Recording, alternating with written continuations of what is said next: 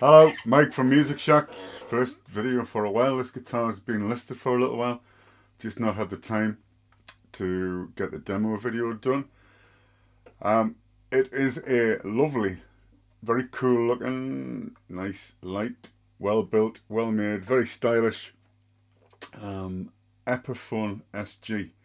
But before you go, ooh, Epiphone, which, you know, under the right circumstances for the right players are decent enough guitars, although they're low to mid-range of the market. This is a Japanese built Epiphone, which is a world of difference if you read up on forums, if you play guitars and if you hold guitars. Think more Orville by Gibson, built I believe in the Fujigen factory from the serial number in 1990. They weren't made for very long, these ones. I think the history is more or less when Orville by Gibson and Orville ceased to be. The Japanese factories that made them made Epiphone made in Japan, or Epiphone Japan guitars. So these SGs, Les Pauls, but they didn't make them for very long before the production was moved out of Korea and they became a little bit more mass produced. I suppose it has a Gibson name on the truss rod cover. Epiphone in mother of pearl on the headstock.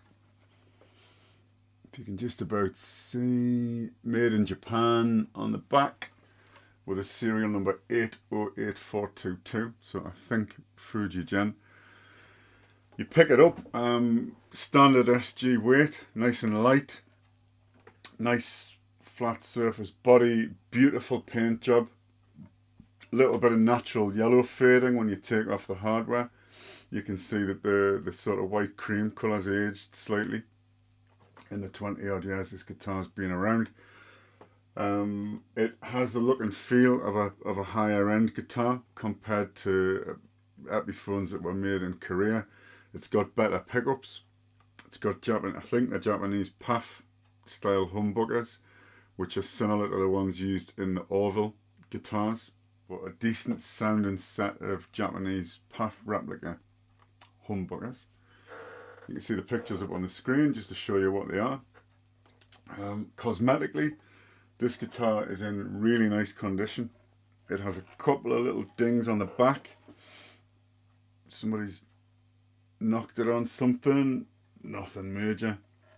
It has hardly any buckle rash at all, so I'm guessing it's not been gigged, or if it has, not particularly heavily. The neck is in great condition, no chips, no dings that I can see. A couple of tiny little headstock marks. There's one on a corner, which you can see just there, and one on the side. Headstock face itself's got a little tiny scratch up the top, but is in outstanding condition. It's been very, very well cared for. The neck is true, just a slight concave or convex. I can never get it right, which is done for the action. The truss rod can be adjusted if needed. Truss rod's fine. I think they are the original tone and volume knobs, I'm not sure. Scratch plates original as far as I know. Bridge and tailpiece all original. These are in like a slightly matte silver finish, so even when you wire wool and polish them up, they don't come up chrome. Tune-o-matic bridge, nice and easy to use. What else to tell you? Clueston style tuners, which are unbranded, so I don't know what make they are. And inside, it's not got braided wiring, it's fairly basic looking wiring. I did think about upgrading it, but it sounds fine. And the gains you would get out of making the wiring look more expensive than what was originally put in. If somebody wants to do that, great, do it later, but I'm going to leave it as it is. The frets, there's very little use, 90% of the fret height left. I think it's got very subtle fret edge binding. It's not obvious like you get on some guitars, but you can see little nibs if you look very carefully. The neck profile is quite a rounded one. I've got an American Gibson SG, which was made in 1989, and that's got a much flatter neck profile, like a sort of 59, I think. This one has a slightly more rounded profile on it. It's nice in the hand. It's very smooth, very easy to use. I've got reasonably big hands, but not massive, and you can see that it fits quite nicely just straight into the palm of my hand, and the feel of the guitar is very nice. I did have to dress the frets a little bit. I'm assuming these are the original frets. There was just a little bit of sharpness down there, which maybe had been missed at the factory, so I very, very carefully filed that down with a proper fret file to make them nice and smooth. It has what looks like might be a bone nut. If it's not, it's a pretty good imitation of one. New strings, it's been fully serviced. It didn't need a great deal doing to it, to be honest. It came to me in a nice condition, but it's had the usual, which I'll pop up on screen now. Contact spray, sprayed into the pots, turning, lubricate and clean. Oiled the fretboard a few times. Again, it wasn't particularly dry when it came to me, but it's been oiled with the usual I use, which is Jim Dunlop lemon oil, which seems to work reasonably well for me. And it's then had my usual deep clean, using cleaner, mild cleaners, proper guitar cleaners, and then cream of cornuba, got it right this time I think, and then buffed using a drill bit with a buffer on it, then buffed by hand, and then strung. Strings have been on for about 2 weeks I think, so they should be okay. They might move a little bit still. I've been picking it up, so really just to give you a demo, I'll start off with a normal clean tones. It's the orange dark terry, you can just about see it here. Compensate with the volume.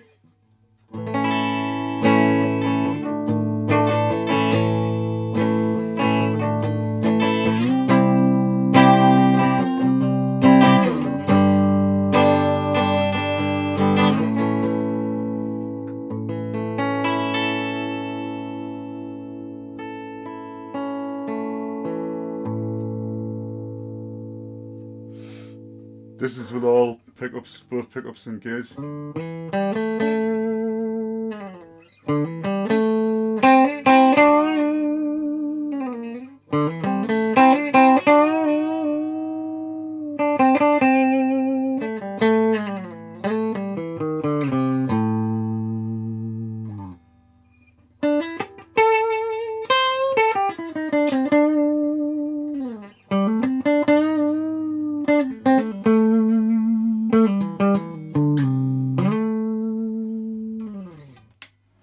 Bridge pickup.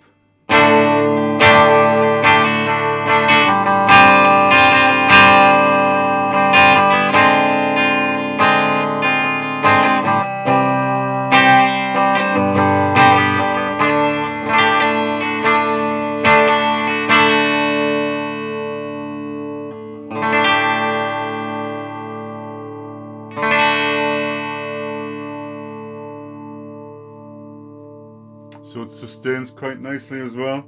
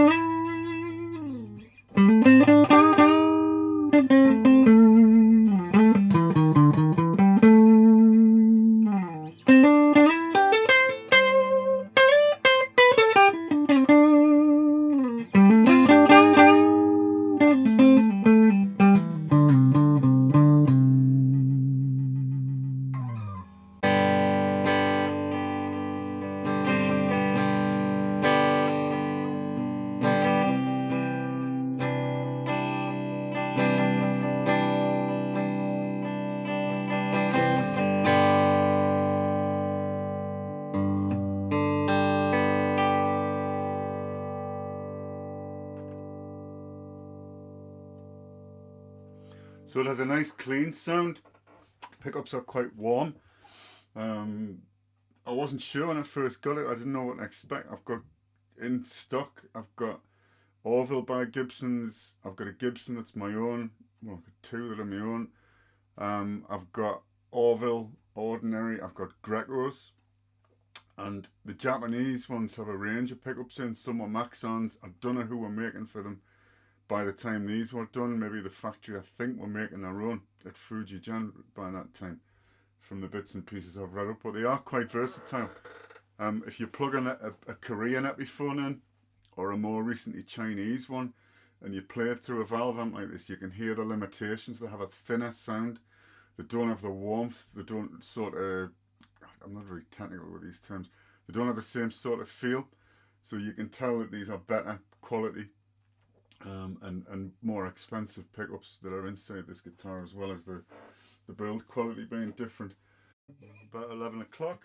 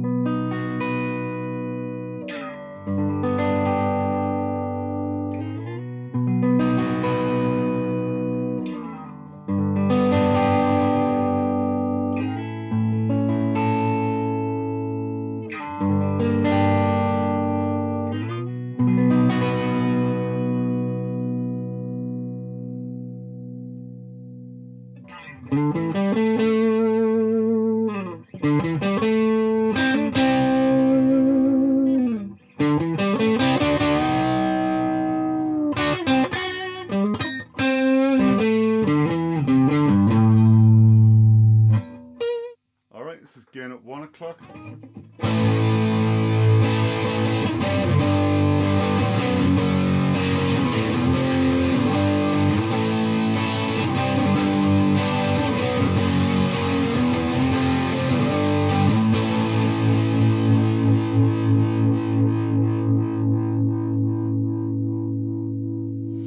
Down to the bridge.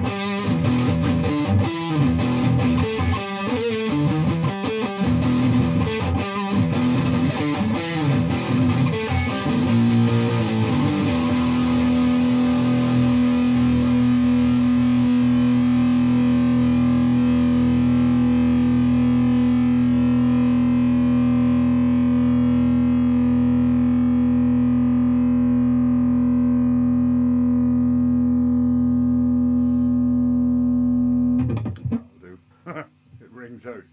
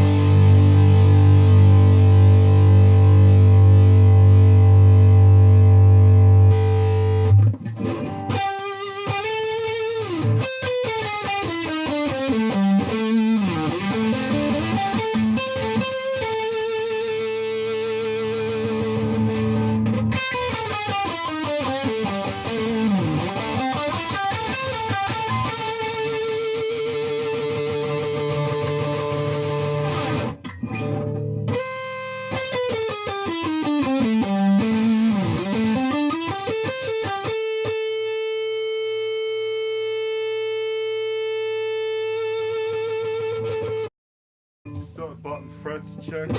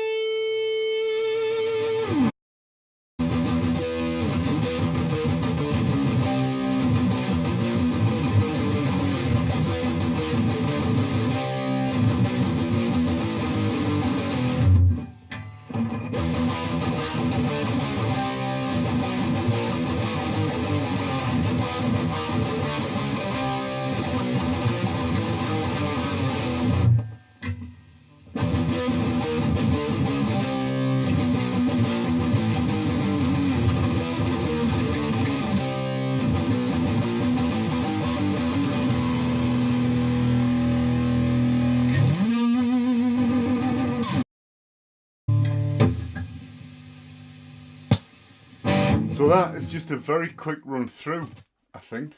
Time flies when you're having fun, so the saying this is fun for me.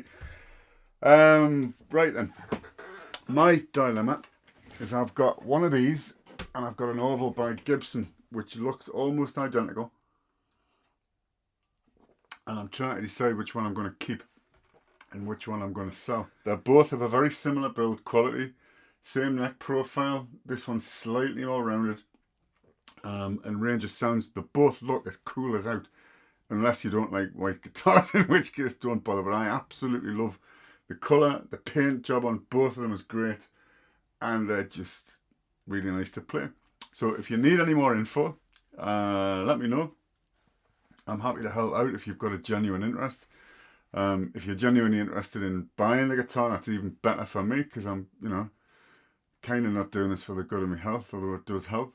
But if you really are interested, let me know. If you've got any corrections, I'm willing to listen to anybody who knows more than me, or who can give me information on a guitar that I've got wrong. Just be polite about it, and friendly, so everybody gets along. All right, cheers. Thanks. Bye now.